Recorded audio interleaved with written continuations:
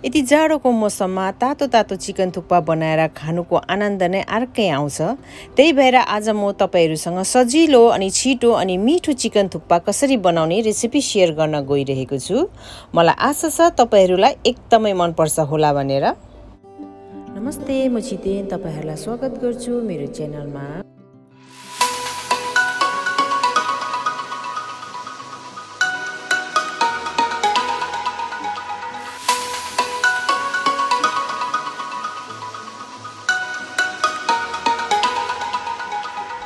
यो चिकन थुक्पा बनाउनको लागि मैले यो मसिनो थुक्पा लिएको छु। तपाईहरुले पनि कुनै पनि तपाईहरुको मनपर्ने ब्रान्डको थुक्पा लिन सक्नुहुनेछ। थुक्पालाई कसरी बोइल गर्ने प्याकेटको बाहिरपट्टि इन्स्ट्रक्सनमा सबै लेखिदिएको हुन्छ। तपाईहरुले त्यही नै फलो गर्न सक्नुहुन्छ। अथवा तपाईहरुले थुक्पालाई उमाल्दाखेरि टाइममा चेक गर्न सक्नुहुन्छ। थुक्पालाई भचाउँदै हेर्न सक्नुहुन्छ कि यो थुक्पा पाके कि पाकेन भनेर। यसको भित्रीको भाग पाक्नु चाहिँ जरुरी छ, तर ओभर कुक पनि गर्नु चाहिँ हुँदैन। र यहाँनिर मैले भिडियोमा देखाएको जस्तै गरेर तपाईहरुले पनि चेक गरेर थुक्पालाई पकाउन सक्नुहुनेछ। जब थुक्पा पाकिसक्छ तब यसको तातो पानी चाहिँ यसरी फ्याँकेर चिसो पानीले चाहिँ राम्रोसँगले पखाल्नु पर्छ।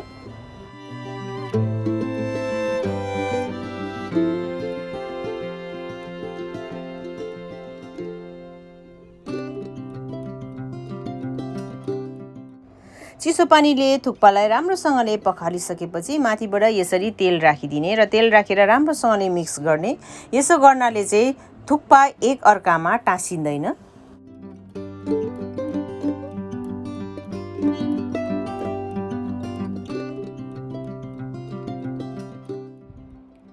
चिकन सुपको लागि मैले यहाँ कराईलाई राम्रोसँगले तताएर ठुलो चम्चाको 2 चम्चा तेल राख्दैछु। तेल राम्रोसँगले तातेपछि ठुलो चम्चाको 1 चम्चा लसुन र ठुलो चम्चाको 1 चम्चा अदुवा मसिनो गरेर काटेको राखे। अब यी अदुवा लसुनलाई कलर चेन्ज हुन्जेलसम्म एकछिन पकाउने। अदुवा लसुनको कलर चेन्ज भइसकेको छ। अब यसमा मैले चिकन एड गरे। चिकन सँगसँगै त्यसमा मैले कम्ती हर्दी पनि राखे र सानो चम्चाको 1 चम्चा गरम मसला राखे र अब यसलाई फेरि राम्रोसँगले चलाउँछु।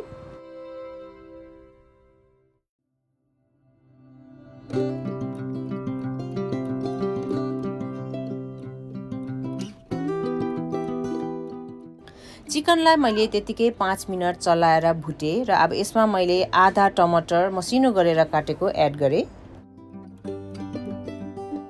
एकछिन चलाएपछि त्यसमा मैले स्वाद अनुसार नुन राखे। यति सामग्री राखिसकेपछि फेरि एकपल्ट राम्रोसँगले चलाउँदै यो चिकनलाई पकाउने।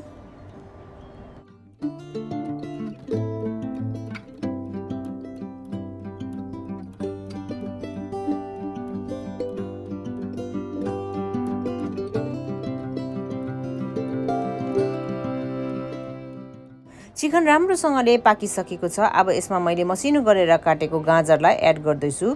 तपाईहरुले यहाँनिर जे तपाईहरुको मनपर्ने भेजिटेबल छ तपाईहरुले यसमा एड गर्न सक्नुहुन्छ। गाजर छिट्टै पाकिहाल्छ, त्यही भएर मैले एकछिन यसलाई पकाएपछि अब यसमा म चिकन क्युब एड गर्न गइरहेको छु र सुपलाई टेस्टी पार्नको लागि तपाईहरुले चिकन क्युबको बदलामा अजिनामोटो पनि राख्न सक्नुहुन्छ। र त्यसमा मैले पानी एड गर्दैछु। मलाई चाहिएको सुप अनुसार मैले यसमा पानी राखे।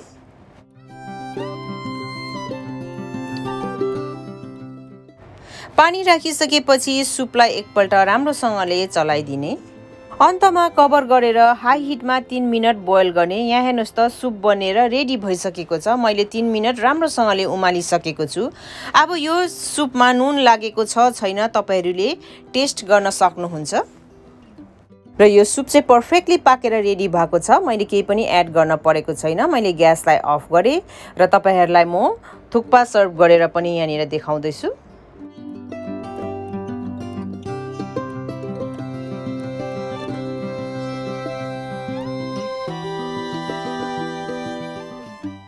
यदि तपाईहरुलाई आजको मेरो यो चिकन थुक्पाको रेसिपी मन पर्यो भने साथी फ्यामिलीहरुसँग शेयर गर्नु चाहिँ नबिर्सिदिनुस् है। अनि यहाँनिर मैले माथिबाट डल्लेको पेस्ट राख्दैछु र यो डल्लेको पेस्टको पनि मैले रेसिपी शेयर गरेको छु। एकपल्ट गएर चेक गर्न चाहिँ नबिर्सिदिनुस् है।